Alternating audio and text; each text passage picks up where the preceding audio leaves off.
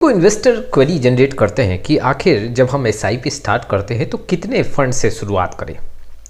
1,000 रुपये का एसआईपी हो, 2,000 या फिर 5,000 रुपये का एसआईपी हो, 10,000 रुपये का एसआईपी हो, 15,000 रुपये का एसआईपी हो, तो हमें कितने म्यूचुअल फंड से यहाँ पे स्टार्ट करना चाहिए। देखो, ज़्यादा अगर म्यूचुअल फंड आप लेके चलोगे तो कई बार आपका जो है रिटर्न कम हो सकता है। मैक्सिमम कितना फ़ंड होना चाहिए और अमाउंट वाइज आपको कितना फ़ंड रखना चाहिए, आज के वीडियो में मैं विश्लेषण रखूँगा। चलिए शुरुआत करते हैं। लेकिन आप में से बहुत ऐसे इन्वेस्टर हैं जिनको पोर्टफोलियो रिव्यू और डिज़ाइन को लेके प्रॉब्लम है। जी हाँ, डिस्क्रिप्शन बॉक्स में आए डिटेल चेक करें और व्हाट्सअप नंबर के थ्रू हमारे साथ जुड़ सकते हैं। अब देखो, कई ऐसे इन्वेस्टर हैं जो अपने पोर्टफोलियो में 10 फंड, 15 फंड, 20 फंड लेके चलते हैं।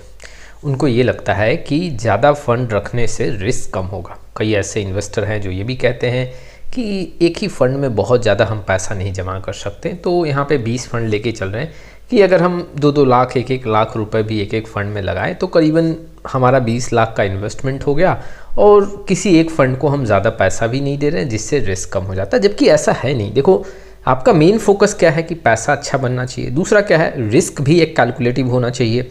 और थर्ड, जो आप एक प्लान करके चल रहे हो, जिस पर्टिकुलर गोल के लिए आप यहाँ पे अपने पैसे को जोड़ रहे हो, वो भी फुलफ़िल होना चाहिए। अब अगर ज़्यादा फंड लेके चल रहे हो तो रिटर्न कम होगा, ये बात आपको समझना पड़ेगा।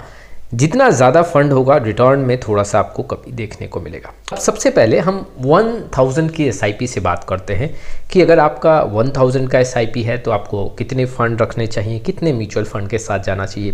देखो, सबसे फर्स्ट पॉइंट कि अगर आपका एसआईपी अमाउंट यहाँ पे कम है, जी हाँ, 1,000 रुपये के करीब में है, 500 रुपये के करीब में है, तो मैं यहाँ पे एडवाइस करूँगा कि एक फ़ंड के साथ आपको जाना चाहिए। नहीं है कि अब हम 1,000 रुपये की एसआईपी कर रहे हैं, अब इसमें हम 3 से 4 फंड ले लिए 100-100 रुपये करके, ये एक गलत डिसीजन होगा। आज आपने शुरुआत किया है 1,000 रुपये से, आज एक फ़ंड का सहारा लो। मान लो आगे चल के आपने कुछ एसआईपी अमाउंट इंक्रीज़ किया तो आप एक दूसरा फ़ंड ऐड कर देना। फिलहाल 1,000 के एसआईपी से आप एक फ़ंड स्टार्ट करो। अगर हम 2,000 की एसआईपी की बात करें, अगर आप 2,000 रुपये का एसआईपी से यहाँ पे स्टार्ट करना चाहते हो तो आप 2 फंड के साथ जा सकते हो। रिस्क हाई लेना चाहते हो, आपके पास समय ज़्यादा है, लाइबिलिटीज़ कम है, इट मीन्स कि आप यहाँ पे अग्रेसिव होके जा सकते हो। 1,000 का मिड कैप और 1,000 का स्मॉल कैप में आप एसआईपी स्टार्ट कर सकते हो।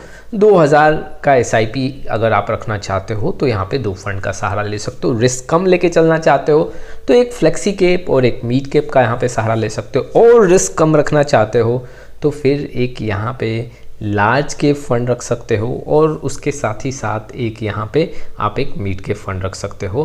ऐसे आप अपने पोर्टफोलियो को डिज़ाइन कर सकते हो। हालांकि देखो, हर एक पर्सन का एक अपना रिस्क कैपेसिटी है, ये हर एक इन्वेस्टर का एक इन्वेस्टमेंट जर्नी है, उसका पूरा रिस्क कैलकुलेट करके ही हम फंड का यहाँ पे डिसीजन ले सकते हैं। चलिए, अगर आपका 5,000 का एसआईपी बजट, तो आप 3 फंड का सहारा ले सकते हैं। जी हाँ, अगर रिस्क अच्छा खासा आप ले सकते हो तो एक फ्लेक्सी कैप, एक मिड कैप और एक स्मॉल कैप का सहारा ले सकते हो। हाँ, रिस्क और कम करना चाहते हो तो यहाँ पे आप एक लार्ज कैप, एक फ्लेक्सी कैप और एक मिड कैप का सहारा ले सकते हो। या फिर अगर मिड और स्मॉल कैप से दूरी बनाना चाहते हो तो एक आप लार्ज कैप, एक यहाँ पे आप फ्लेक्सी कैप और यहाँ पे एक मल्टी कैप का सहारा ले सकते हो। ऐसे आप फंड का चयन कर सकते हो। 5,000 के एसआईपी में यहाँ पे 3 फंड का आप सहारा ले सकते हो। एसआईपी अमाउंट 10,000 की बात करते हैं कि आखिर अगर आप 10,000 रुपये का एसआईपी करना चाहते हो तो आपका फ़ंड कितना होना चाहिए। देखो, यहाँ पे आप 4 फंड का सहारा ले सकते हो। कई ऐसे इन्वेस्टर अपने पोर्टफोलियो में 5 से 6 फंड भी रखते हैं। लेकिन देखो, अगर आपके पोर्टफोलियो में 5 फंड भी है तो कोई यहाँ पे नेगेटिव पॉइंट नहीं है। लेकिन आप यहाँ अगर 4 फंड से स्टार्ट करते हो तो ये काफ़ी अच्छा होगा। आने वाले समय में अगर आपका एसआईपी अमाउंट इंक्रीज़ होता है तो आप और फंड ऐड कर सकते हो। यहाँ पे 4 फंड में अगर मैं कैटेगरी वाइज बताऊँ तो अगर आप रिस्क ज़्यादा लेना चाहते हो तो exactly flexi cap, mid cap, small cap और मल्टी कैप का सहारा ले सकते हो। जितना ज़्यादा रिस्क ले सकते हो, एग्जैक्टली आपको मिड कैप और स्मॉल कैप का एलोकेशन इंक्रीज़ करना चाहिए। और अगर कम रिस्क लेना चाहते हो तो यहाँ भी आप एक काम कर सकते हो, जो लार्ज कैप है उसका एलोकेशन आप इंक्रीज़ कर सकते हो। फ्लेक्सी कैप का जो एलोकेशन है उसका इंक्रीज़ कर सकते हो। अगर आप यहाँ पे 15,000 के एसआईपी से स्टार्ट करना चाहते हो, जी हाँ, तो यहाँ पे आप 5 फंड का सहारा ले सकते हो। देखो, 5 फंड का जो मैं यहाँ पे आपको एडवाइस कर रहा हूँ, ये अगर आपके पास 20,000 का भी प्लान है, 25,000 का भी प्लान है, तो भी आपको 5 फंड का सहारा लेना चाहिए। मैक्सिमम जो है हम अपने पोर्टफोलियो में 6 फंड रख सकते हैं। जी हाँ, अगर आपका एसआईपी अमाउंट काफ़ी बड़ा भी है तो 6 फंड ही रखना चाहिए। 5 फंड का आप सहारा लो कि कभी फ्यूचर में कोई फंड ऐड करना हो तो हम एक स्पेस रखें कि कुछ ना कुछ ऐड कर सके। कई बार आपके पोर्टफोलियो में कुछ रिक्वायरमेंट होता है मार्केट के अकॉर्डिंग, तो वहाँ पे हम एक फ़ंड ऐड कर सकते हैं। जी हाँ, तो मैक्स टू मैक्स 5 फंड रखो। कभी अगर आपका एसआईपी अमाउंट काफ़ी बड़ा हो गया, आपको रिक्वायरमेंट है कुछ वहाँ पे एलोकेशन चेंज करने के लिए, तो आप एक फ़ंड ऐड कर सकते हो। और आप 15,000 का बजट लेके चल रहे हो तो 5 फंड काफ़ी सफिशिएंट है। आप 5 फंड यहाँ पे flexi cap, mid cap, small cap, multi cap और कुछ एक इंटरनेशनल फंड को यहाँ पे जगह दे सकते हो, या कोई थीमेटिक्स फंड को एक कम एलोकेशन के साथ यहाँ पे जगह दे सकते हो।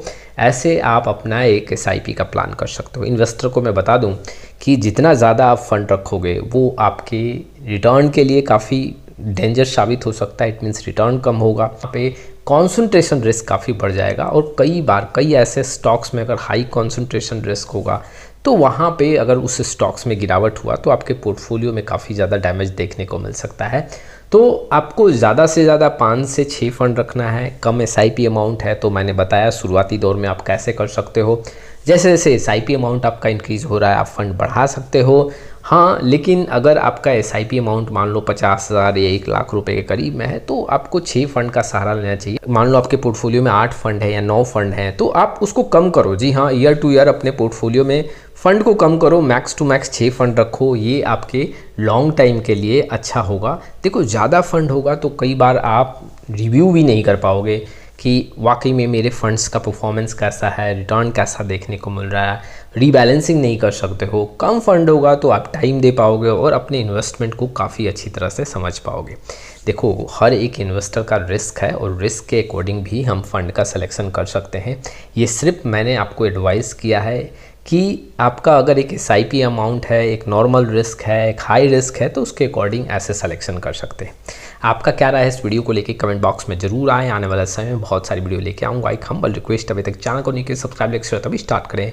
फिर मिलेंगे एक नए वीडियो के साथ। तब तक के लिए जय हिंद, जय भारत।